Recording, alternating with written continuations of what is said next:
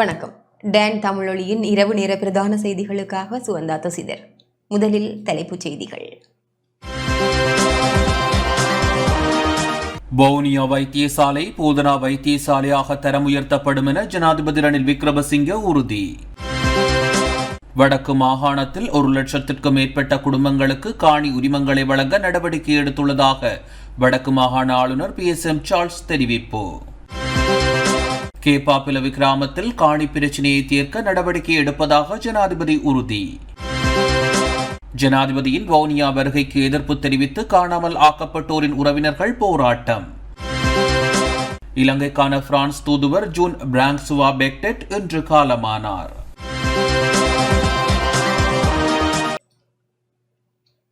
தொடர்வது முதன்மை செய்தி. அனுசரணை வழங்குவோர் ஆயுட் காப்புறுதியுடன் முதிர்வின் போது அதிகரித்த காப்புறுதி தொகையும் போனஸும் உங்களுக்கு. வாழ்க்கைக்கு ஹைஃபை போடுங்க. வவுனியா வைத்தியசாலை பிரதான வைத்தியசாலையாக அபிவிருத்தி செய்யப்படும் என ஜனாதிபதி ரணில் விக்ரமசிங்கே தெரிவித்துள்ளார். நாட்டு மக்களுக்கு முழுமையான காணி உரிமையை வழங்க அரசாங்கம் நடவடிக்கை எடுத்துள்ளதாக ஜனாதிபதி ரணில் விக்ரமசிங்கே தெரிவித்துள்ளார். புதுக்குடியிருப்பு மத்திய மகா வித்தியாலயத்தில் இன்று நடைபெற்ற உரிமைய காணி உறுதி வழங்கும் நிகழ்வில் கலந்து கொண்டு உரையாற்றும் போதே ஜனாதிபதி இதனை குறிப்பிட்டார். யுத்தம் காரணமாக இப்பிரதேசத்தில் கட்டிடங்கள் அழிந்து போனதுடன் பலர் தமது காணிகளை விட்டு வெளியேற வேண்டி ஏற்பட்டது. எனவே முல்லைத்தீவு மாவட்டத்தில் மேல்குடியேற்றம் என்பது பாரிய செயற்பாடாக மாறியுள்ளது. எனவே இந்த பிரதேசத்தில் உரிமைய திட்டத்தை நடைமுறைப்படுத்துவதுடன் மேல்குடியேற்றப்பட்ட மக்களுக்கு முழுமையான காணி உறுதி பத்திரம் வழங்கவும் நடவடிக்கை எடுத்து வருகின்றோம். இதன் கீழ் சுமார் 18,000 பேருக்கு காணி உறுதி பத்திரங்கள் வழங்குவதற்கான ஆவணங்களை வழங்கும் பணியில் ஈடுபட்டுள்ளோம். இந்த நாட்டில் அனைத்து இனங்களையும் சேர்ந்த பெருமளவிலான மக்கள் நாட்டின் விவசாயத்திற்கு பங்களிப்பு செய்த போதிலும் அவர்களுக்கு காணி உரிமையை வழங்க முடியவில்லை. மாபெரும் புரட்சி மற்றும் ரத்தம் சிந்திய பின்னரே பொதுமக்களுக்கு நில உரிமை கிடைக்கிறது. நாம் புரட்சி இல்லாமல் இந்த பணியை செய்துள்ளோம். மேலும் மக்களின் முன்னேற்றத்திற்கு வழிவகை செய்துள்ளோம். தமது பிள்ளைகளுக்கு காணி வழங்கும் வாய்ப்பை வழங்கியுள்ளோம். விவசாய நவீனமயமாக்கல் திட்டத்தை முன்னெடுப்பதற்காக உங்களுக்கு இந்த நில உரிமை வழங்கப்பட்டுள்ளது. மேலும் பாதிக்கப்பட்ட மக்களுக்கு நிவாரணம் வழங்க அரசாங்கம் அஸ்வஸ்வ நிவாரண திட்டத்தை செயல்படுத்தியுள்ளது. அஸ்வஸ்வ பயனாளிகளுக்கு சமுத்தி திட்டத்தை போன்று 3 மடங்கு பலன்கள் கிடைக்கும். மேலும் பயனாளிகள் எண்ணிக்கை 8 லட்சத்தில் இருந்து 24 லட்சமாக அதிகரிக்கப்பட்டுள்ளது. இந்த ஆண்டு இறுதிக்குள் நாட்டை வங்குரோத்து நிலையிலிருந்து விடுவிக்க முடியும் என்பதுடன் சர்வதேச நாணய நிதியத்துடன் ஏற்கனவே பேச்சுவார்த்தை நடத்தி வருகின்றோம். அந்த நிபந்தனைகளை சட்டமாக்க எதிர்பார்ப்பதோடு அதற்கான சட்டமூலம் ஏற்கனவே பாராளுமன்றத்தில் சமர்ப்பிக்கப்பட்டுள்ளது. இந்த நாட்டின் பொருளாதாரத்தை ஏற்றுமதி பொருளாதாரமாக மாற்றி போட்டி பொருளாதாரத்தை உருவாக்குவதே எமது நோக்கமாகும். அதற்காக பாராளுமன்றத்தில் பொருளாதார பரிமாற்ற சட்டத்தை நிறைவேற்ற அனைவரையும் இணைத்துக் கொள்ளுமாறு கேட்டுக் கொள்கின்றேன். யாழ்ப்பாண வைத்தியசாலையை தேசிய வைத்தியசாலையாக தரம் உயர்த்துவதற்கு அண்மையில் தீர்மானித்தோம். அத்துடன் வவுனியா வைத்தியசாலையை பிரதான வைத்தியசாலையாக அபிவிருத்தி செய்வதற்கான திட்டங்களை தயாரிக்குமாறு ஆளுநருக்கும் மாகாண பிரதம செயலாளருக்கும் ஆலோசனை வழங்கியுள்ளேன். அதன் பின்னர் அதனை போதனா வைத்தியசாலையாக மாற்றி வவுனியா பல்கலைக்கழகத்தில் மருத்துவ பீடத்தை ஆரம்பிக்க முடியும். நாம் அனைவரும் ஒன்றிணைந்து வடக்கு மாகாணத்தை துரிதமாக அபிவிருத்தி செய்வோம். அதற்கு இதுவே சரியான தருணமாகும். இதற்காக அனைவரும் எம்முடன் இணையுமாறு கேட்டுக் கொள்கின்றோம். ප්‍රශ්න නැති කාලෙදී සංවර්ධනයක් තියෙන කාලෙදී ආණ්ඩුවකට මේක දෙන්න බැරි වුණා. දැන් බංකොලොත් තුනේ ආණ්ඩුව තමයි මේක ඔබට දෙන්නේ. දැන් මේ බංකොලොත් භාවයෙන් உரிமைய வேலை திட்டத்தின் கீழ் முல்லைத்தீவு மாவட்டத்தில் உள்ள 5 பிரதேச செயலக பிரிவுகளை உள்ளடக்கி 600 காணி உறுதிப்பத்திரங்கள் வழங்கி வைக்கும் நிகழ்வு இன்று இடம்பெற்றது. புதுக்குடியிருப்பு மத்திய மகா வித்தியாலயத்தில் நடைபெற்ற நிகழ்வில் ஜனாதிபதி ரணில் விக்ரமசிங்கே காணி உறுதிப்பத்திரங்களை வழங்கி வைத்தார். இந்த நிகழ்வில் வடக்கு மாகாண ஆளுநர், நாடாளுமன்ற உறுப்பினர்கள், அரசு அதிகாரிகள், பிரதேச மக்கள் என பலரும் கலந்து கொண்டனர். வடக்கு மாகாணத்தில் 1,00,000க்கும் மேற்பட்ட குடும்பங்களுக்கு காணி உரிமங்களை வழங்க நடவடிக்கை எடுத்துள்ளதாக வடமாகாண ஆளுநர் PSM சார்ல்ஸ் தெரிவித்துள்ளார். புதுக்குடியிருப்பில் இன்று நடைபெற்ற உரிமைய காணி உறுதி வழங்கும் நிகழ்வில் கலந்து கொண்டு உரையாற்றும் போதே இதனை குறிப்பிட்டார். இந்த மாவட்டத்தின் தேவைக்காக கடந்த 2 வாரங்களுக்கு முன்னர் மல்லாவி நீர் வழங்கும் திட்டம் ஆரம்பித்து வைக்கப்பட்டது. அந்த திட்டத்தை விசேடமாக எங்களுடைய கௌரவ ஜனாதிபதி அவர்கள் இந்த பொருளாதார நெருக்கடியான காலத்திலும் கூட உலக வங்கியோடு அவர் செய்து கொண்ட ஒப்பந்தத்தின் அடிப்படையிலே அந்த நீர்வழங்கு திட்டம் ஆரம்பிக்கப்பட உள்ளது. 1 வருட கால பகுதியிலே முடித்து வைக்கப்பட உள்ள அந்த நீர்வழங்கு திட்டத்தினூடாக ஏறக்கூடிய 40,000 குடும்பங்கள் குடிநீரை பெற்றுக்கொள்ளக்கூடியதாக அந்த நீர் வழங்கு திட்டம் இருக்கின்றது. யாழ் மாவட்டத்திலே காணப்படுகின்ற இடங்களை சுற்றுலா மையங்களாக மாற்றும்படி நேற்று விசேட உத்தரவை பிறப்பித்திருக்கின்றார். 2 மில்லியன் குடும்பங்கள் காணி உரிமங்களை பெற்றுக்கொள்ளப் போகின்றார்கள். அதே போல வடமாகாணத்திலே அந்த விதமாக நாங்கள் 1 லட்சத்துக்கு மேற்பட்ட குடும்பங்களுக்கு இந்த காணி உரிமங்களை வழங்குவதற்கு நாங்கள் நடவடிக்கை எடுத்திருக்கின்றோம். இதேவேளை இங்கு உரையாற்றிய ராஜாங்க அமைச்சர் காதர் பஸ்தான் எதிர்வரும் காலத்தில் முல்லைத்தீவு மாவட்டத்தில் 18,000 பேருக்கு காணி உறுதி வழங்கப்பட உள்ளதாக தெரிவித்தார். முல்லைத்தீவு மாவட்டத்தில் கிட்டத்தட்ட 18,000 ஆவணங்களை, அதாவது இந்த அளிப்புகளோ அதுக்குரிய ஃபார்மேட்டுகள் வழங்குகிற இந்த ஏற்பாடுகளை நாங்கள் செய்திருக்கின்றோம். அந்த அடிப்படையில் இந்த வருடத்துக்குள்ள இங்கு 18,000 பேருக்கு வழங்கக்கூடிய இந்த சூழ்நிலையை ஏற்படுத்தி தந்தது யார்? எங்களுக்கு மேன்மேதங்கி ஜனாதிபதி அவர்கள். தாங்கள் அரசியலில் என்னென்னமோ சாதிச்சோன்னு சொன்னார்கள். யாருமே இல்லாத காலகட்டத்தில் எமது ஜனாதிபதி அவர்கள் இந்த நாட்டை பொறுப்பெடுத்து அதை செய்து காட்டியும் இருக்கின்றார்கள். நான் இதற்கு முதல் 2 ஜனாதிபதிகளுடன் நான் இருந்திருக்கின்றேன். ஆனால் இந்த எமது ஃபாரஸ்ட் காணி விடுவிப்பு சம்பந்தமாக எந்த விதமான ஆக்கப்பூர்வமான நடவடிக்கைகள் அவர்களால் எடுக்கப்படலையே. ஆனால் அவர்களால் கூடுதலாக ஃபாரஸ்ட்டுக்கு எமது இடங்கள் அடையாளப்படுத்தப்பட்டு ஃபாரஸ்டாக கெசட் பண்ணப்பட்டது தான் நடந்துச்சே தவிர, ஆனால் எமது இந்த ஜனாதிபதி அவர்கள் நாங்கள் அன்று வவுனியாவில் கூறியதற்கு இணங்க பாரிய அளவு திக் ஃபாரஸ்டாக இல்லாத காணிகளை விடுவிக்கிறதுல நான் முல்லைத்தீவு, வவுனியா, மன்னார் மாவட்டங்களில் கிட்டத்தட்ட 40,000 50,000 ஏக்கர்கள் விடுவிக்கக்கூடிய நிலைமைக்கு வந்திருக்கின்றோம். அதற்கு காரணகர்த்தாவும் இன்று இந்த மேடையில் இருக்கின்ற எமது ஜனாதிபதி அவர்கள் தான். இறுதிக்கட்ட யுத்தத்தில் பாதிக்கப்பட்டு இடம்பெயர்ந்து வாழ்ந்த கேப்பாப்பிளவு பகுதி மக்களால் சொந்த இடங்களுக்கு செல்ல முடியாத நிலை உள்ளதாக நாடாளுமன்ற உறுப்பினர் வினோ நோகராதலிங்கம் சுட்டிக்காட்டினார். இறுதி யுத்தத்தின் போது இடம்பெயர்ந்து வாழ்ந்த மக்கள் மீள் குடியேற்றத்துக்கு பின்பு சில பகுதிகளில், குறிப்பாக கேப்பாவிளவு உட்பட சில பகுதிகளிலே மக்கள் மீள குடியேற முடியாமல் சொந்த வாழ்விடங்களுக்கு செல்ல முடியாமல் ஒரு துர்ப்பாக்கிய நிலையிலே இருக்கின்றார்கள். அவர்களை பூரணமாக தங்களுடைய சொந்த கிராமங்களிலே, சொந்த மண்ணிலே குடியேற்றதற்கு ஏற்ற ஒழுங்குகளை செய்ய வேண்டும் என்று இந்த நேரத்திலே நான் கேட்டுக்கொள்கின்றேன். அதிமேதகு ஜனாதிபதி அவர்கள் இந்த மாவட்டத்தினுடைய அபிவிருத்தியிலே விசேட கவனம் செலுத்தி இந்த மாவட்டத்திற்கென்ற ஒரு விசேட அபிவிருத்தி குழு கூட்டத்தை இந்த எதிர்வரும் ஜனாதிபதி தேர்தலுக்கு முன்பாக கூட்டப்பட்டு இந்த விசேட அபிவிருத்தி குழு கூட்டத்திலே இந்த மாவட்ட மக்களினுடைய பிரச்சனைகளை கேட்டறிந்து அதற்காக உரிய தீர்வு காண வேண்டும் என்று நான் இந்த நேரத்திலே கேட்டுக்கொள்கின்றேன். மீன்பிடித்துறை சார்ந்த பிரச்சனைகள் தீர்க்கப்பட வேண்டியவைகளாக இருக்கின்றன. அதேபோல் விவசாயிகள் எதிர்கொள்கின்ற பிரச்சனை, குறிப்பாக காப்புறுதிகள், இந்த வெள்ள அனர்த்தம் அல்லது இயற்கை அனர்த்தம் காரணமாக பாதிக்கப்பட்ட விவசாயிகளுடைய காப்புறுதி திட்டங்களை பூரணமாக அமுல்படுத்த வேண்டும் என்று நான் இந்த நேரத்திலே அதிமேதகு ஜனாதிபதி அவர்களையும் ஏனைய அதிகாரிகளையும் இந்த நேரத்திலே கேட்டுக்கொண்டு, பாதுகாப்பான ஒரு பாலத்தை, புதிய பாலம் ஒன்று வட்டுவாகலிலே அமைக்க வேண்டிய ஒரு கட்டாயமான சூழ்நிலை இருக்கின்றது. இந்த தேவைகளை உணர்ந்து அவை பூரணப்படுத்த வேண்டும். முல்லைத்தீவு மாவட்ட மக்களின் காணி உள்ளிட்ட பிரச்சனைகளுக்கு தீர்வு வழங்கப்பட வேண்டும் என நாடாளுமன்ற உறுப்பினர் செல்வம் அடிக்கல்நாதன் கோரிக்கை விடுத்துள்ளார். இந்த மாவட்ட அபிவிருத்தி குழுவை உங்களுடைய தலைமையிலே நடத்தி இங்கு இருக்கின்ற முல்லைத்தீவு மாவட்ட மக்களுடைய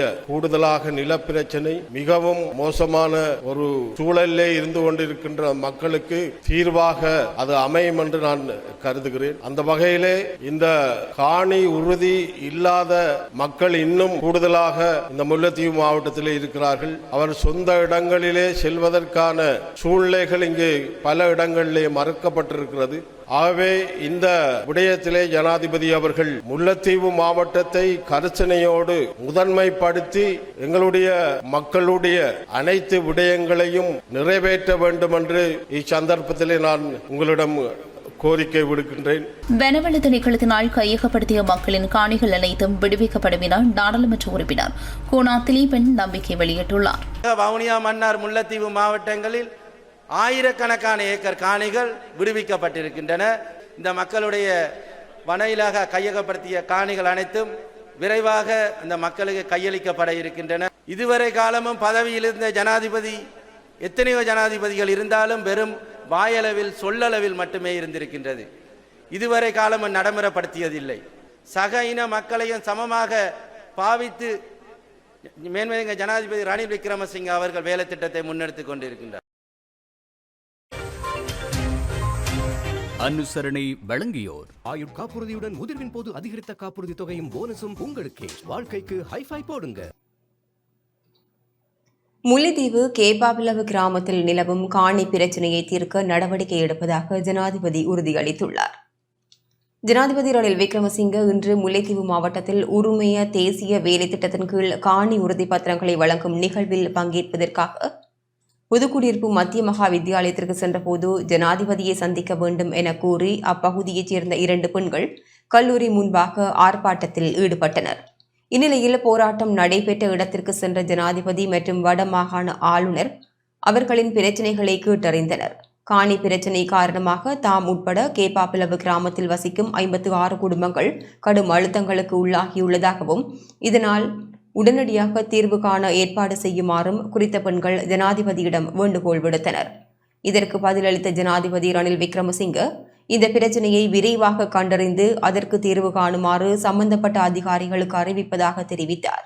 அத்துடன் வடமாகாணத்தில் பெருமளவிலான காணிகளை விடுவிக்க அரசாங்கம் ஏற்கனவே நடவடிக்கை எடுத்துள்ளதாகவும் எஞ்சியுள்ள காணி பிரச்சினைகளுக்கு விரைவில் தீர்வு காண்பதே தமது எதிர்பார்ப்பு எனவும் ஜனாதிபதி குறிப்பிட்டார்.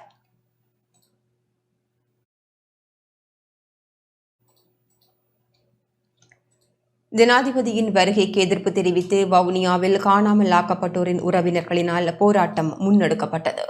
ஜனாதிபதி ரணில் விக்ரமசிங்கவின் வவுனியா வருகைக்கு எதிர்ப்பு தெரிவித்து காணாமல் ஆக்கப்பட்டோரின் உறவினர்களினால் கருப்பு கொடி போராட்டம் முன்னெடுக்கப்பட்டது.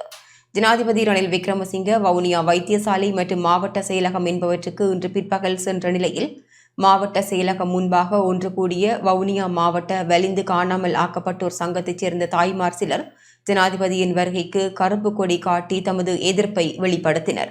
இதன்போது அங்கு மேலதிக போலீசார் மற்றும் அதிரடி படையினர் குவிக்கப்பட்டு குறித்த தாய்மாரை வீதிக்கு இறங்க விடாது தடுத்தனர். சிறிது நேரத்தின் பின்னர் மாவட்ட செயலக வாயிலுக்கு செல்ல முற்பட்ட தாய்மாரை போலீசார் வழிமறித்து அங்கிருந்து அவர்களை வெளியேற்றினர். இதன் காரணமாக மாவட்ட செயலகம் முன்பாக ஜனாதிபதியின் கூட்டம் முடியும் வரை பரபரப்பான நிலைமை காணப்பட்டதாக எமது செய்தியாளர் தெரிவித்தார். இருப்பதற்கான நிலங்கள் அபகரிக்கப்பட்டுக் கொண்டிருக்கின்றது. பௌத்தமயமாக்கல் தொடர்ச்சியாக நடைபெற்றுக் கொண்டிருக்கின்றது. இந்த வலிந்து காணாமலாக்கப்பட்டவர் என்ற உறவுகள் 2009ஆம் ஆண்டு தொடக்கம் இன்று வரை இந்த வீதியில் திரியும் தெரு நாய்க்கள் மாதிரி இன்று தமது உறவுகள் எங்கே என்று கேட்டுக்கொண்டுதான் இன்று வரை அலைந்து கொண்டிருக்கின்றார்கள். எனவே இந்த நாட்டிலே கொலைகளை செய்தவர்களுக்கு அவர்கள் துணை போகின்ற ஒரு காட்சியாகவும் இன்றைய அபிவிருத்தி திட்டத்துக்கு அவர்கள் கை கொடுத்திருக்கின்றார்கள். எனவே இந்த ஜனாதிபதி என்பவர் அடுத்த கட்ட தேர்தலுக்காக தனது கபட நாடகத்தை ஆடிக்கொண்டிருக்கின்றார். முள்ளிவாய்க்கால் கஞ்சியினை காய்ச்சுகின்ற போது கிழக்கு மாகாணத்திலே அடக்குமுறைகளுக்கு உட்பட்டு சுகாதார சீர்கேடு என்று சொல்லி அந்த கஞ்சியை தள்ளி காலால் தள்ளி அவர்களை அரஸ்ட் பண்ணி இருக்கின்றார்கள்.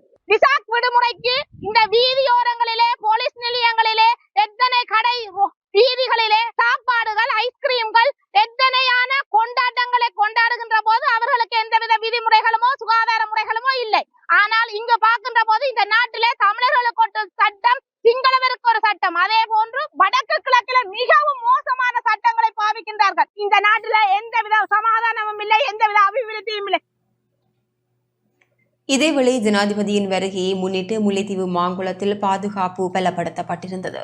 வடக்கிற்கான 3 நாள் விஜயம் மேற்கொண்டுள்ள ஜனாதிபதி ரணில் விக்ரமசிங்க இன்று முல்லைத்தீவு மாவட்டத்திற்கு விஜயம் செய்தார்.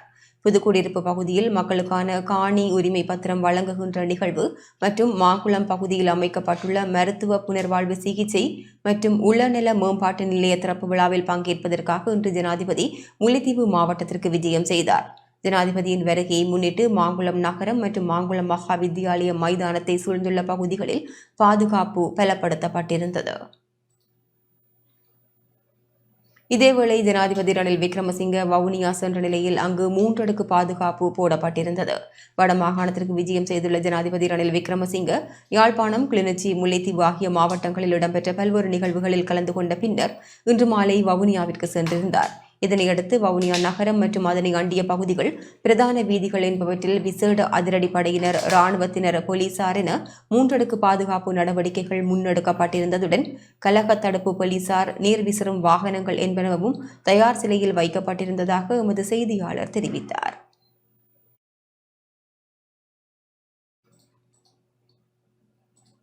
இலங்கைக்கான பிரான்ஸ் தூதுவர் ஜீன் பிராங்சுவா பெக்டெட் இன்று காலமானார். இலங்கைக்கான பிரான்ஸ் தூதுவர் ஜீன் பிராங்சுவா பெக்டெட் தமது 53வது வயதில் இன்று காலமானார். ராஜகிரியவில் உள்ள அவரது உத்தியோகபூர்வ இல்லத்தில் திடீரென ஏற்பட்ட சுகஈனம் காரணமாக அவர் காலமானதாக தெரிவிக்கப்படுகின்றது. 1970ஆம் ஆண்டு பிறந்த ஜீன் பிராங்சுவா பெக்டெட் கடந்த வருடம் அக்டோபர் மாதம் முதல் இலங்கை மற்றும் மாலத்தீவுகளுக்கான தூதுவராக பணியாற்றினார். அவர் பிரான்சின் வெளியுறவு அமைச்சகத்தின் பிரதி செய்தி தொடர்பாளராகவும் பணியாற்றியிருந்தார்.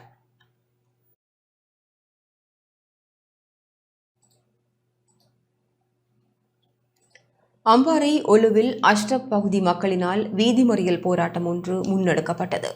அம்பாறை ஒலுவில் அஷ்ரப் பகுதி மக்களினால் தமது பல்வேறு பிரச்சினைகளுக்கான தீர்வை பெற்றுத் தருமாறு வலியுறுத்தி இன்று வீதி மறியல் போராட்டம் முன்னெடுக்கப்பட்டது.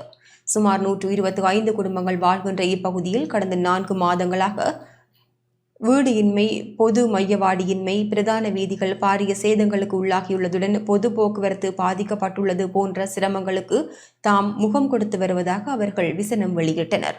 இது தொடர்பில் வீதி அபிவிருத்தி திணைக்கள உயர் அதிகாரிகள் மற்றும் அரசியல்வாதிகளிடம் தமது பிரச்சினைகளை முன்வைத்தும் எவ்வித பலனும் கிடைக்கவில்லை என போராட்டக்காரர்கள் தெரிவித்தனர்.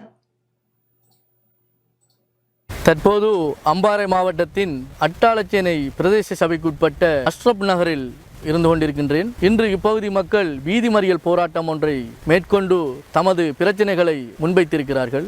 சுமார் 125 குடும்பங்களைச் சேர்ந்த மக்கள் இங்கு வேளாண்மை பயிற்சிகளிலும் அன்றாட கூலித் தொழில்களை மேற்கொண்டு தமது வாழ்வாதாரத்தை முன்னெடுத்து வருகிறார்கள். இந்த வருடம் முற்பகுதியில் இங்கு அடைமழை காரணமாக பாரிய வெள்ளம் ஏற்பட்டதாகவும் இந்த வெள்ளத்தினால் பிரதான வீதிகள் சேதமடைந்து நகரை இணைக்கின்ற பிரதான பாலம் ஒன்று உடைந்து சுமார் 4-5 மாதங்களாக எந்தவித புனரமைப்பும் இல்லாமல் காணப்படுவதாகவும் குறிப்பிட்டிருக்கிறார்கள். இந்த பாலம் உடைப்பு காரணமாக பொது போக்குவரத்து ஸ்தம்பிதமடைந்து தாங்கள் பெரும் சிரமங்களை எதிர்கொள்வதாகவும் தமது பிள்ளைகள் பாடசாலைக்கு 4 மாதங்களாக செல்லவில்லை என்றும் குறிப்பிட்டு கூறியிருக்கிறார்கள். எனவே உரிய அதிகாரிகள் இந்த விடயத்தில் கவனம் எடுத்து இந்த பிரச்சனைக்கு தீர்வினை பெற்றுக் கொடுக்க வேண்டும் என்று கேட்டுக்கொள்ள விரும்புகின்றோம். ஒரு மையத்து மாதிரி நாங்கள் எவ்வளவு கஷ்டப்பட்டு நாங்கள் அந்த மையத்தை எடுத்துட்டு போனேன். அதுவும் சின்ன ஒரு அலைஞ்சது. அப்படி நாங்கள் மத்தியத்தில் இந்த கிராமத்தில் இருக்கிற மக்கள் நாங்கள் கஷ்டப்படுறோம். சென்ற 2024 முதலாம் மாதம் 11ஆம் தேதி இந்த சென்ற வெள்ள அனர்த்தத்தில் ஏற்பட்ட வீதியினால் அந்த வீதி உடைந்து ஏற்பட்ட அகழியை இதுவரை மூடுவதற்கு யாருமே முன்வரவில்லை. ஐக்கிய மக்கள் சக்தி போலியான வாக்குறுதிகளை வழங்காது என நாடாளுமன்ற உறுப்பினர் எரான் விக்ரமரத்ன தெரிவித்துள்ளார். நாட்டு மக்களுக்கு போலியான வாக்குறுதிகளை வழங்கி அரசியல் செய்வதற்கு ஐக்கிய மக்கள் சக்தி விரும்பவில்லை என அக்கட்சியின் நாடாளுமன்ற உறுப்பினர் எரான் விக்ரமரத்ன தெரிவித்துள்ளார். கொழும்பில் உள்ள எதிர்க்கட்சித் தலைவர் அலுவலகத்தில் இன்று இடம்பெற்ற ஊடகவியலாளர் சந்திப்பில் கலந்து கொண்டு கருத்து வெளியிடும் போதே அவர் இதனை தெரிவித்தார். அரசியல் லாபம் கருதி போலியான வாக்குறுதிகளை வழங்கும் தலைவர்கள் நாட்டில் இருப்பதாகவும் அவர்கள் அதிகாரத்தை கைப்பற்ற இவ்வாறான உத்திகளை பயன்படுத்துவதாகவும் அவர் குற்றம் சாட்டினார்.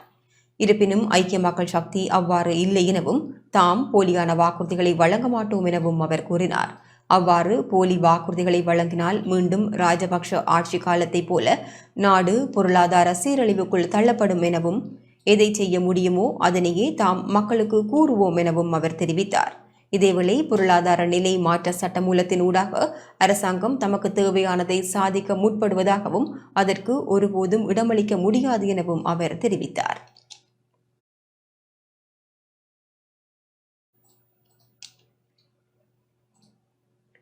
கடுவலை பகுதியில் போதைப் பொருளை ஒழிக்கும் நடவடிக்கைக்காக மேலதிக போலீஸ் உத்தியோகத்தர்களை நியமிக்க நடவடிக்கை எடுக்கப்படும் என போலீஸ் மா அதிபர் தேசபந்து தென்னக்கோன் தெரிவித்துள்ளார். பாதாள உலக குழுவினரையும் போதைப் பொருளையும் ஒழிக்கும் நடவடிக்கையில் கடுவல பகுதிக்கு முன்னுரிமை வழங்குவதாக போலீஸ் மா அதிபர் தேசபந்து தென்னக்கோன் தெரிவித்துள்ளார். கடுவலையில் தான சாலை ஒன்றை ஆரம்பித்து வைக்கும் நிகழ்வில் இன்று கலந்து கொண்டு உரையாற்றும் போதே அவர் இதனை குறிப்பிட்டார்.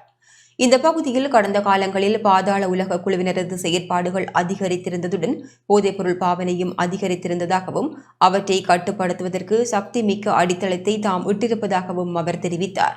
எதிர்வரும் 2025ஆம் ஆண்டு வெசாக் தினமாகும் போது பாதாள உலக குழுவையும் போதைப் பொருளையும் முற்றாக ஒழிப்பதற்கு நடவடிக்கை எடுத்துள்ளதாகவும் அப்போது பாடசாலை மாணவர்களும் இளையோரும் சுதந்திரமாக இயங்குவதற்கான காலம் உருவாகி இருக்கும் எனவும் அவர் கூறினார். அதற்காக கடுவலை போலீஸ் நிலையத்திற்கு மேலதிக போலீஸ் உத்தியோகத்தர்களை நியமிக்க நடவடிக்கை எடுக்க உள்ளதாகவும் அவர் குறிப்பிட்டார்.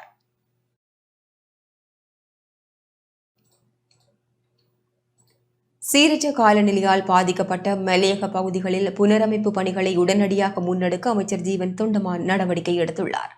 நாட்டில் நிலவும் சீரற்ற காலநிலை காரணமாக மலையக பெருந்தோட்ட பகுதிகளில் பாதிக்கப்பட்ட மக்களை அமைச்சர் ஜீவன் தொண்டமான் நேரில் சென்று பார்வையிட்டார். இதன்போது ஒகாவத்த, அக்கரப்பத்தனை, பொடாய்ஸ், இன்ஸ்ரீ, சாந்திமலை மற்றும் பொகவந்தலாவ பகுதியில் டியன்சின், கேம்பியன், பெட்ரோசோ ஆகிய பகுதிகளுக்கு சென்று பாதிக்கப்பட்ட மக்களை நேரில் சந்தித்து அமைச்சர் கலந்துரையாடினார். சீரற்ற காலநிலையால் பாதிக்கப்பட்ட பகுதிகளில் புனரமைப்பு பணிகளை உடனடியாக முன்னெடுக்குமாறு பெருந்தோட்ட மனிதவள அபிவிருத்தி நிறுவனத்திற்கு அமைச்சர் பணிப்புரை விடுத்துள்ளார். நோர்வூட் பிரதேச சபையின் முன்னாள் தவிசாளர் ரவி குழந்தைவேல் பெருந்தோட்ட மனிதவள அபிவிருத்தி நிறுவனத்தின் அதிகாரிகள் பாதிக்கப்பட்ட மக்களை சந்தித்தனர். நுவரெலியா மாவட்டத்தில் நிலவும் சீரற்ற காலநிலை காரணமாக கந்தப்பளை ஹை ஃபாரஸ்ட் மகாவலி குடியிருப்பைச் சேர்ந்த 58 குடும்பங்களைச் சேர்ந்த 162 பேர் இடம்பெயர்ந்துள்ளனர். இந்த குடியிருப்புக்கு அருகில் ஆபத்தான மரங்கள் சரிந்து விழும் எண்ணிக்கை அதிகரித்துள்ளதால் பாதுகாப்பு நலன் கருதி அக்குடியிருப்பிலிருந்து வெளியேற்றப்பட்டு 11 குடும்பங்களைச் சேர்ந்த 45 பேரை தற்காலிகமாக தோட்ட சிறுவர் பராமரிப்பு நிலையத்தில்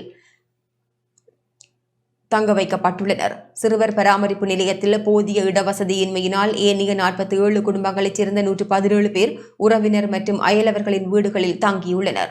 அந்த பகுதியில் 3 வீடுகளில் மரங்கள் முறிந்து விழுந்து ஒருவர் வைத்தியசாலையில் அனுமதிக்கப்பட்டுள்ளதாக மக்கள் குறிப்பிட்டுள்ளனர். அதிக ஆபத்தை ஏற்படுத்தும் வகையில் உள்ள மரங்களை பாரிய அனர்த்தங்கள் ஏற்படுவதற்கு முன்னர் சம்பந்தப்பட்ட அதிகாரிகள் அகற்றி உரிய நடவடிக்கை எடுக்குமாறும் அப்பகுதி மக்கள் கோரிக்கை விடுத்துள்ளனர். தென்மேற்கு பருவக்காற்றின் வேகம் அதிகரிப்பதன் காரணமாக பலத்த காற்று தொடர்பில் வளிமண்டலவியல் திணைக்களம் எச்சரிக்கை விடுத்துள்ளது. இன்று காலை 10:30க்கு வெளியிடப்பட்ட இந்த அறிவிப்பு நாளை காலை 10:30 வரை செல்லுபடியாகும் என அந்த திணைக்களம் தெரிவித்துள்ளது. மத்திய மலைநாட்டின் மேற்கு சரிவுகள் மற்றும் வடமத்திய, தெற்கு, வடமேல் மாகாணங்கள் மற்றும் திருகோணமலை மாவட்டத்திற்கும் இந்த எச்சரிக்கை அறிவிப்பு வெளியிடப்பட்டுள்ளது. மத்திய மலைநாட்டின் மேற்கு சரிவுகள், வடக்கு, வடமத்திய, மேற்கு, தெற்கு மற்றும் வடமேல் மாகாணங்கள் மற்றும் திருகோணமலை மாவட்டத்திலும் இடைக்கிடையே 50 முதல் 60 கிலோமீட்டர் வேகத்தில் பலத்த காற்று வீசக்கூடும் எனவும் ஏனைய பகுதிகளில் மணிக்கு 30 முதல் 40 கிலோமீட்டர் வேகத்தில் காற்று வீசக்கூடும் எனவும் வளிமண்டலவியல் திணைக்களம் தெரிவித்துள்ளது.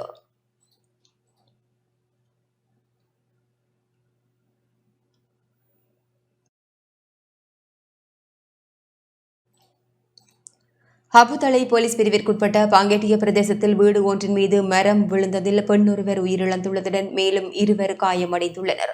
காயமடைந்த இருவரும் வைத்தியசாலையில் அனுமதிக்கப்பட்டுள்ளதாக போலீசார் தெரிவித்துள்ளனர். நேற்று இரவு இடம்பெற்ற இந்த அனர்த்தத்தில் 65 வயதான பெண்ணொருவரே உயிரிழந்துள்ளார். ஹபுதளை போலீசார் மேலதிக விசாரணைகளை மேற்கொண்டு வருகின்றனர்.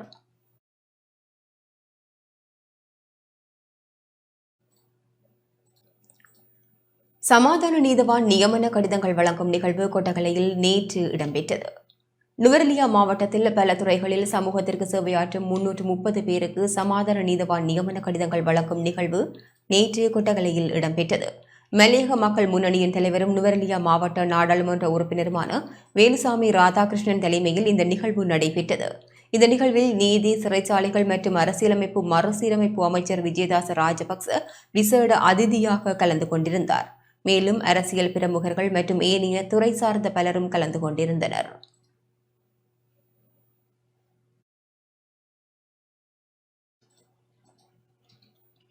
இலங்கை தொழிலாளர் காங்கிரசின் முன்னாள் தலைவர் ஆறுமுகன் தொண்டமானின் சிரார்த்த தினம் அனுஷ்டிக்கப்பட்டது.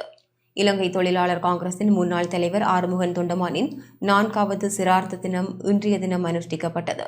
இதனை முன்னிட்டு கொழும்பில் உள்ள சௌமிய பவானில் விசேட பூஜை வழிபாடுகள் இடம்பெற்றன.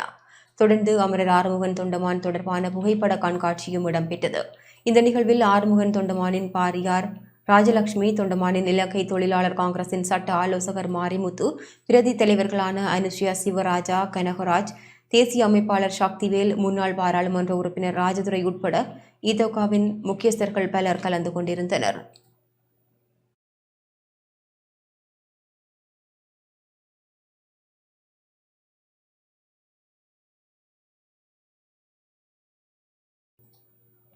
இலங்கை தொழிலாளர் காங்கிரஸை சரியான பாதையில் வழி நடத்தியவர் ஆறுமுகன் தொண்டமான் என இலங்கை தொழிலாளர் காங்கிரசின் தலைவர் செந்தில் தொண்டமான் தெரிவித்துள்ளார்.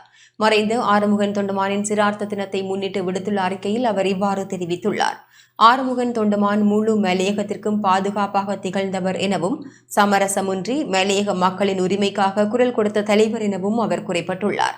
ஆறுமுகன் தொண்டமான் காட்டிய வழியில் இலங்கை தொழிலாளர் காங்கிரஸ் தமது பயணத்தை தொடரும் என செந்தில் தொண்டமான் தெரிவித்துள்ளார்.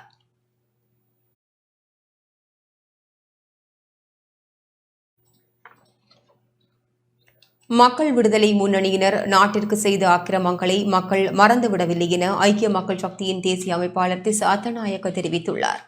நாட்டை முன்னேற்றும் எந்த திட்டமும் மக்கள் விடுதலை முன்னணியிடம் கிடையாது என ஐக்கிய மக்கள் சக்தியின் தேசிய அமைப்பாளர் திஸ் அத்தநாயக்க தெரிவித்துள்ளார்.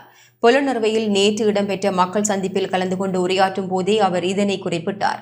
மக்கள் விடுதலை முன்னணியினர் நாட்டிற்கு செய்த அக்கிரமங்களை மக்கள் மறந்துவிடவில்லை எனும் அந்த கட்சி இப்போது தேசிய மக்கள் சக்தி என்ற பெயரில் புதிதாக இயங்குவதாக காட்டிக்கொள்வதாகவும் அவர் குறிப்பிட்டார். இருப்பினும் அதே பழைய கொள்கையிலேயே அவர்கள் இயங்கி வருவதாகவும் எதிர்வரும் ஜனாதிபதி தேர்தலில் வெற்றி பெறப் போவதாகவும் அவர்கள் ஆட்சி அமைக்கப் போவதாகவும் கதைகளை கூறி வருவதாகவும் அவர் குறிப்பிட்டார். அது எந்த வகையிலும் சாத்தியப்படாது எனவும் நாட்டில் கடந்த ஜனாதிபதி தேர்தலின் போது அவர்களால் 3% வாக்குகளையே பெற முடிந்ததாகவும் தமது கட்சியின் தலைவர் 41% வாக்குகளை பெற்றுக் கொண்டதாகவும் அவர் கூறினார். ஆதலால் எதிர்வரும் தேர்தலில் சஜித் பிரேமதாசவுக்கே வெற்றி நிச்சயம் எனவும் தேசிய மக்கள் சக்தி மேடைகளை அமைத்து மற்றவர்களை குறை கூறும் பிரசாரங்களை முன்னெடுத்து வருவதாகவும் அவர்களுக்கு நாட்டை முன்னேற்றும் எந்த திட்டமும் கிடையாது எனவும் அவர் தெரிவித்தார்.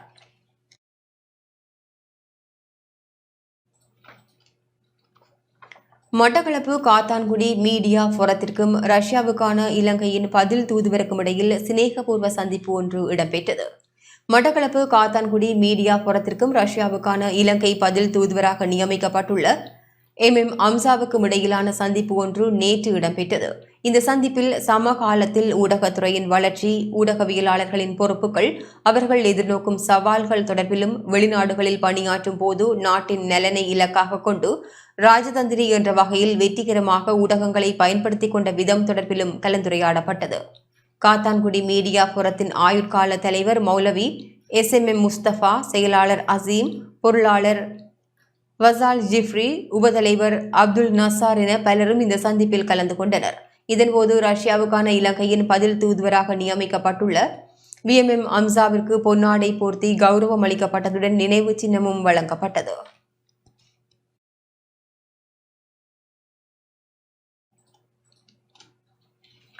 மகியங்கனையில் ஐஸ் மற்றும் போதை மாத்திரைகளுடன் இளைஞர் ஒருவர் கைது செய்யப்பட்டுள்ளார்.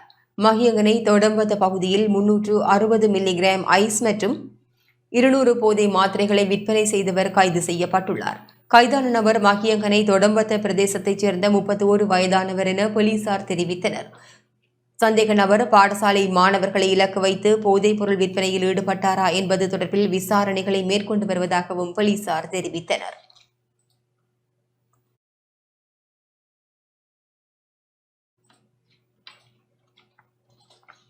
மன்னார் சவுத் பார் கடற்கரையில் வெள்ளி இணைப்பு இயந்திரத்துடன் ஆட்கள் எவருமின்றி படகு ஒன்று கரையொதுங்கியுள்ளது. மன்னார் போலீஸ் பிரிவிற்குட்பட்ட சவுத் பார் கடற்கரை பகுதியில் இன்று காலை ஆட்கள் இல்லாத நிலையில் மீன்பிடி படகு ஒன்று கரையொதுங்கியுள்ளது. குறித்த படகில் வெள்ளி இணைப்பு இயந்திரம் பொருத்தப்பட்டுள்ளதுடன் படகினுள் மீன்பிடி வலைகள் மற்றும் மீன்கள் காணப்பட்டதாக தெரிவிக்கப்படுகின்றது. சவுத் பார் கடற்படையினர் குறித்த படகை மீட்டுள்ளதுடன் விசாரணைகளை முன்னெடுத்து வருகின்றனர். தொழிலுக்கு சென்ற மீனவர்களின் படகா அல்லது வேறு மாவட்டங்களில் இருந்து காற்றுக்கு அடித்து வரப்பட்ட படகா என்பது தொடர்பில் கடற்படையினர் விசாரணைகளை முன்னெடுத்து வருகின்றனர்.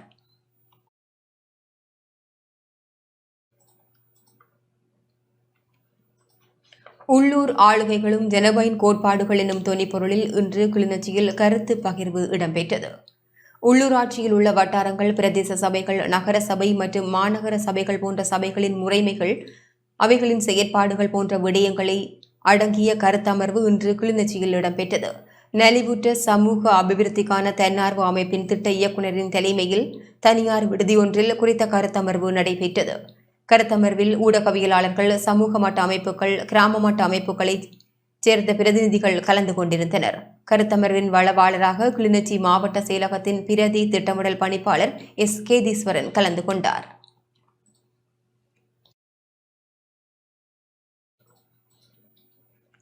இரண்டாம் மொழி சிங்கள கற்கை நெறியை பூர்த்தி செய்தவர்களுக்கு சான்றிதழ்கள் வழங்கப்பட்டன. இரண்டாம் மொழி சிங்கள கற்கை நெறியை பூர்த்தி செய்த வைத்தியர்கள் மற்றும் பொறியியலாளர்களுக்கான சான்றிதழ் வழங்கும் நிகழ்வு கிளிநொச்சியில் இன்று இடம்பெற்றது. கிளிநொச்சி மத்திய கல்லூரி மண்டபத்தில் நடைபெற்ற குறித்த நிகழ்வில் விருந்தினராக கிளிநொச்சி மாவட்ட பொது வைத்தியசாலையின் பணிப்பாளர் வைத்தியர் பூர்ணிமா விமலரத்ன கலந்து கொண்டார். கரைச்சி பிரதேச செயலக திட்டமிடல் பிரதி பணிப்பாளர், தேசிய மொழி கல்வி பயிற்சி நிலையத்தினர், சிங்கள கற்கை நெறியை பூர்த்தி செய்தவர்கள் என பலர் நிகழ்வில் கலந்து கொண்டிருந்தனர். இணைய வழியூடாக 200 மணித்தியாலங்களை பூர்த்தி செய்த 75 பேருக்கே இன்றைய தினம் சான்றிதழ்கள் வழங்கப்பட்டன.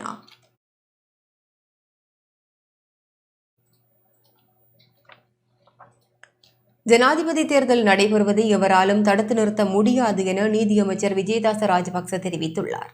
எதிர்வரும் அக்டோபர் மாதம் 17ஆம் தேதி ஜனாதிபதி தேர்தல் நடைபெறும் என நீதியமைச்சர் விஜயதாச ராஜபக்ச தெரிவித்துள்ளார். ஜனாதிபதி தேர்தல் நடைபெறுவதை எவராலும் தடுத்து நிறுத்த முடியாது எனவும் அவர் குறிப்பிட்டார். இம்முறை ஜனாதிபதி தேர்தலில் ஸ்ரீலங்கா சுதந்திர கட்சி தீர்மானம் மிக்க வலுவான கட்சியாக செயற்படும் என விஜயதாச ராஜபக்ச தெரிவித்துள்ளார். ஸ்ரீலங்கா சுதந்திர கட்சியின் ஜனாதிபதி வேட்பாளராக விஜயதாச ராஜபக்ச போட்டியிடுவார் என முன்னதாக அறிவிக்கப்பட்டிருந்தமை குறிப்பிடத்தக்கது.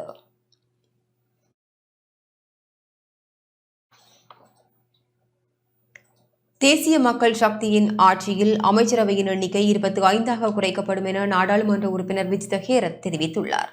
அனுரகுமார திசாநாயக்க தலைமையிலான தேசிய மக்கள் சக்தி ஆட்சியில் அனைத்து பிரச்சினைகளுக்கும் தீர்வு கிடைக்கும் என நாடாளுமன்ற உறுப்பினர் விஜித ஹேரத் தெரிவித்துள்ளார். ஊடகங்களுக்கு கருத்து தெரிவித்த போதே அவர் இவ்வாறு குறிப்பிட்டுள்ளார். தேசிய மக்கள் சக்தியின் ஜனாதிபதி வேட்பாளரை மாத்திரமே தற்போது தெரிவு செய்துள்ளதாகவும், தேசிய மக்கள் சக்தி ஆட்சியில் பிரதமர் யார், வெளிவிவகார அமைச்சர் யார், அமைச்சரவைக்கு நியமிக்கப்படும் நபர்கள் தொடர்பில் இதுவரை தீர்மானிக்கப்படவில்லை எனவும் அவர் கூறினார். இருப்பினும் அமைச்சரவையின் எண்ணிக்கை 25ஆகவும் ராஜாங்க அமைச்சர்களின் எண்ணிக்கை 25ஆகவும் காணப்படும் எனவும் அவர் குறிப்பிட்டார். அமைச்சருக்கு ஆலோசனை வழங்க சபை ஒன்று நிறுவப்படும் எனவும் அதில் துறைசார் நிபுணர்கள் இருப்பார்கள் எனவும் அவர் கூறினார். அவர்களுக்கு சம்பளம், சலுகைகள் வழங்கப்பட மாட்டாது என்பதுடன் அவர்கள் தன்னார்வ அடிப்படையில் சேவை ஆற்றுவார்கள் எனவும் விஜித ஹேரத் குறிப்பிட்டுள்ளார். இத்துடன் டேன் தமிழொலியின் இன்றைய நாளுக்கான பிரதான செய்தி நிறைவடைகின்றது. வணக்கம்.